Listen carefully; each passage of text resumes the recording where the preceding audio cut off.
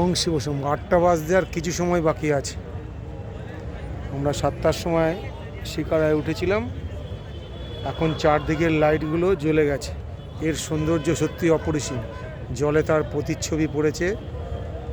এক একটা হাউস বোটে এক এক দিন থাকার জন্য খরচ প্রায় 3 থেকে 5 হাজার টাকা।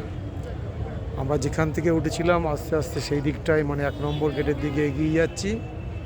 চারদিকে কিন্তু আলোক ঝলমল করছে। আমরা যখন উঠেছিলাম তখন সূর্য দেবতা প্রায় ডুবু ছিলেন, আর এখন সূর্য দেবতা 7টা 33 এখানে ডুবেছে। এখন চারদিকের আলো জ্বলে উঠেছে। ওপরে দূরে শঙ্করাচার্য মন্দিরকে দেখানো যাচ্ছে।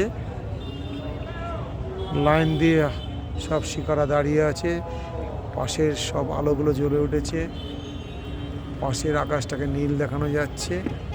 আর এদিকে যেহেতু পশ্চিম দিক, সেই জন্য রক্তিমভাব একটা সূর্য দেবতার রক্তিমভাব ভাব একটা দেখানো যাচ্ছে।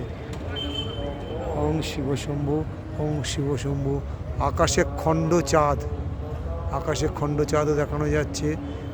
নদিয়ার চারমূর্তি ইউটিউব চ্যানেলের পক্ষে আমি জয়ন্ত খণ্ডচাঁদকে দিয়ে শেষ করব আমাদের আজকের ডাল লেক যাত্রা। একদম খণ্ডলাক চাঁদ, সঙ্গে আবার জলে তার প্রতিচ্ছবি, আর সামনে আমরা এগিয়ে যাচ্ছি আমাদের নির্দিষ্ট গন্তব্য 1 নম্বর গেটে। ওং শিব শম্ভু, ওং শিব শম্ভু, ওং শিব শম্ভু। আজ ইংরেজির 27শে জুলাই 2025। নদিয়ার চার মূর্তি ইউটিউব চ্যানেলের পক্ষে আমি জয়ন্ত।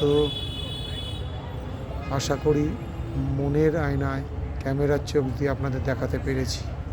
সকলকে সান্ধ্য প্রণাম বন্ধুরা, আবার দেখা হবে।